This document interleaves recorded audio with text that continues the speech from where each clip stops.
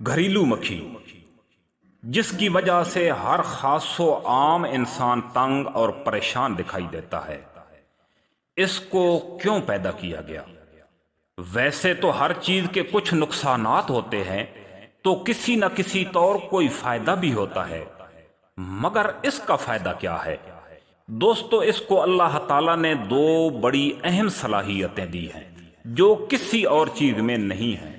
یہ وہ واحد چیز ہے جو ایک تہ میں اڑتی ہے، یعنی اگر ناک پر آ کر بیٹھے اور اس کو اڑایا جائے تو اڑ کر دور جائے گی، مگر پھر اسی راستے سے اسی لائن میں واپس آئے گی اور ٹھیک اسی جگہ پر آ کر بیٹھے گی جہاں پر پہلے بیٹھی تھی، 1 انچ بھی ادھر ادھر نہیں ہوتی۔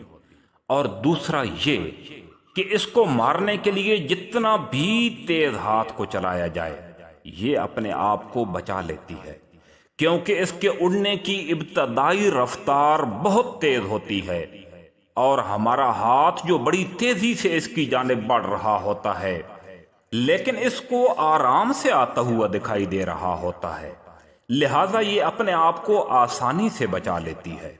دوستو، مکھی کی پیدائش حضرت آدم علیہ السلام کے دور حیات میں حضرت آدم علیہ السلام کی ہی دعا سے ہوا۔ معاملہ کچھ اس طرح تھا کہ حضرت آدم علیہ السلام کی ابتدائی اولاد بہت نازک مزاج اور نفیس طبع تھی، جن کو جنگلی درندے اور دیگر چیزیں آسانی سے مار کر کھا جاتے تھے۔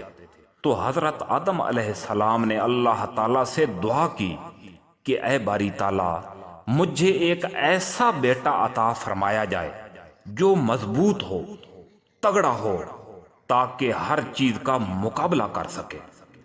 اللہ تبارک و تعالیٰ نے حضرت آدم علیہ السلام کو ایک بیٹا ایسا عطا فرمایا جو بڑی قد و قامت اور مضبوط ہڈی کا مالک تھا۔ حضرت آدم علیہ السلام نے اس کا نام قیام رکھا۔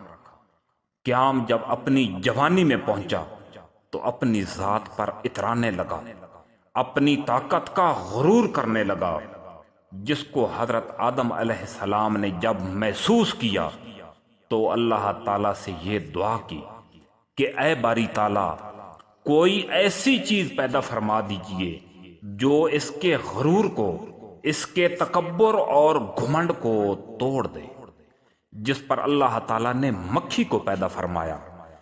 قیام سویا ہوا تھا، مکھی بار بار اس کے منہ کے اوپر آ کر بیٹھتی، آخر تنگ آ کر اٹھ بیٹھا اور مکھی کو مارنے لگا، لیکن اس کا ہاتھ بار بار اپنے ہی منہ پر آ کر لگتا، جس کو حضرت آدم علیہ السلام دیکھ رہے تھے۔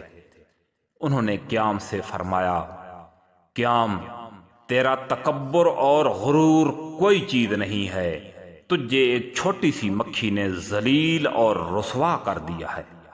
مخلوق مخلوق ہی ہوتی ہے، غرور اور تکبر صرف ہمارے خالق کے شایان شان ہیں۔ دوستو، ہماری آج کی ویڈیو آپ کو کیسی لگی؟